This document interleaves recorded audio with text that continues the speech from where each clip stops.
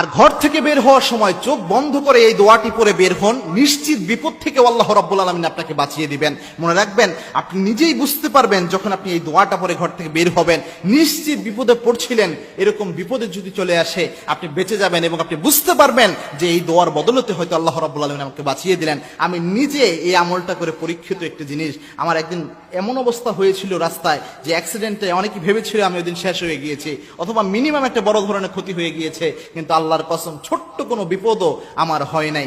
এত বড় একটা ধাক্কা খাওয়ার পরেও গাড়ির সাথে, তবুও আমার কিচ্ছু হয় নাই। এই দোয়াটার আমল ওই দিন আমি করে বের হয়েছিলাম। এই আমলগুলো আমরা কিন্তু গুরুত্বের সাথে দেখি না। আমরা অনেক সময় বলি যে এই জিনিসগুলো এইভাবে বলার এমন কি আছে, আপনারা চিন্তা করতে পারবেন না সাহাবে একরাম কখনো এই আমলগুলো মিস করতেন না, এবং সাহাবে একরাম এই দোয়াগুলোর মাধ্যমে আল্লাহ রাব্বুল আলামিনের কাছে আশ্রয় প্রার্থনা করতেন। এবং আল্লাহর হাবিব সাল্লাল্লাহু আলাইহি ওয়াসাল্লামের জীবন যদি দেখেন, এই দোয়া আল্লাহর হাবিব সাল্লাল্লাহু আলাইহি ওয়াসাল্লাম কখনোই ছাড়তেন না। এজন্য ঘর থেকে বের হওয়ার সময়